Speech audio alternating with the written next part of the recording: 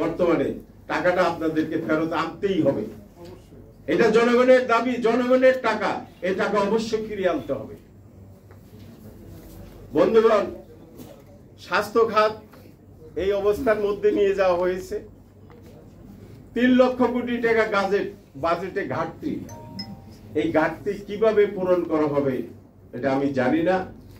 অবশ্য চৌকস অর্থ উপদেষ্টা আমাদের সালে ভাই, উনি কিভাবে এটা ঘাটতি পূরণ করবেন আমাদের জানা নেই। আর আমার সবচেয়ে দুঃখ হলো আমরা 2000 লোক জীবন দিলাম, প্রায় 32,000 লোক আহত, আমি নিজেও আহত। তারপরে যদি এই কালো টাকা সাদা করার সুযোগ সৃষ্টি করা হয় বাজেটে, আমি সবচেয়ে বড় সমালোচনা করবো এই খাতটা নিয়ে। এটা কেন করা হলো? এই সুযোগ কাদের জন্য দেওয়া হয়েছে? যারা লুটপাট করেছে, এই দেশটাকে টাকা পাচার করা হয়েছে, তাদের জন্য এই সুযোগটা সৃষ্টি করা হয়েছে। ডক্টর ইউনূস সাহেবের মতো গভর্নমেন্টের এই কাজটা করা মোটেও উচিত হয়নি আমি মনে করি। আমি অর্থ উপদেষ্টাকে বলবো, বিনয়ের সঙ্গে বলবো, এই সুযোগটা কেন আপনারা সৃষ্টি করলেন?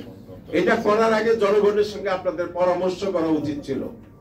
এই কালো টাকা সাদা করার যে সুযোগটা, এটা কোনো আমি বুঝি না।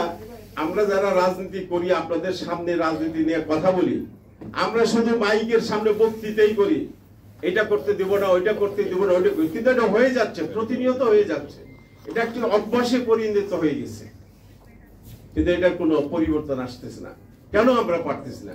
এই জন্য দরকার একটা জনপ্রতিনিধিত্বমূলক সরকার দরকার। এই জন্যই আমরা ডিসেম্বরে নির্বাচন চেয়েছিলাম। যাই হোক, ডিসেম্বরের পরিবর্তে ফেব্রুয়ারিতে হলেও আমরা মনে করি না যে খুব একটা অসুবিধা হবে। তবে আমরা এই জন্যই ডিসেম্বর নিয়ে অতি তাড়াতাড়ি একটি নির্বাচিত সরকার দরকার। নির্বাচিত সরকার হলে আমরা সেখানে কথা বলতে পারতাম, কথা বলে যে এই যে আজকে কালো টাকা সাদা করার যে সিস্টেম, আমার মনে হয় আমরা এটা বন্ধ করতে পারবো, এবং বন্ধ করতে হবে আমাদেরকে। আমরা যদি দেশের মানুষের কল্যাণের কথা চিন্তা করি, মানুষের উন্নতির কথা চিন্তা করি, একটা ভালো সমাজ জীবনের কথা চিন্তা করি, আমাদেরকে এগুলো বন্ধ করতে হবে। আর ওই শিক্ষা খাত, এই স্বাস্থ্য খাত, এটা নিয়ে যারা অতীতে যারা লুটপাট করেছে, আমি আজকের এই বাজেট আলোচনা থেকে অনুরোধ করব, ওই জাহিদ মালিককে যে কোনো জায়গা থেকে পারেন আপনারা ধরে নিয়ে আসেন, এনে তাকে আইনের সামনে তুলে ধরেন, কোর্টে সোপর্দ করেন, আইনে তার বিচার করা হবে এবং এই সম্পূর্ণ টাকা তাকেই ফিরে আনতে হবে।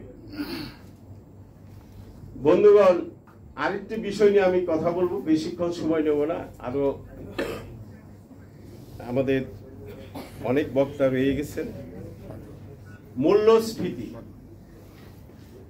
মূল্যস্ফীতি এখন এখানে আমি এই পেপারে দেখলাম 10% কথা বলা হয়েছে। এই মূল্যস্ফীতিটা আরো একটু বেশি আছে আমার মনে হয়, সেটা 12% হবে বাংলাদেশ ব্যাংকের হিসাব অনুযায়ী। এই মূল্যস্ফীতিটা এইভাবে যদি টাকা ছাপাইয়া, বাংলাদেশ ব্যাংকের মাধ্যমে টাকা ছাপায় যদি বাজারে ছাড়া হয়, মূল্যস্ফীতি এটার 15-তে এসে দাঁড়াবে। কাজেই মূল্যস্ফীতি কমাইতে না পারলে এই যে আজকে চাল, ডাল, তেল, নিত্য প্রয়োজনীয় দ্রব্যের দাম হু হু করে বেড়ে যায় আবার কমে যায়, এটা বন্ধ করতে পারবেন না। মূল্যস্ফীতি অবশ্যই আমাদেরকে কমাতে হবে, কমিয়ে এই টাকা ছাপানো বন্ধ করতে হবে। টাকা ছাপালে মূল্যস্ফীতি বাড়বে, জিনিসপত্রের দাম হু হু করে বেড়ে যাবে, যেটা ক্রয় ক্ষমতার বাইরে আমাদের চলে যাবে। ধন্যবাদ। আসসালামু আলাইকুম।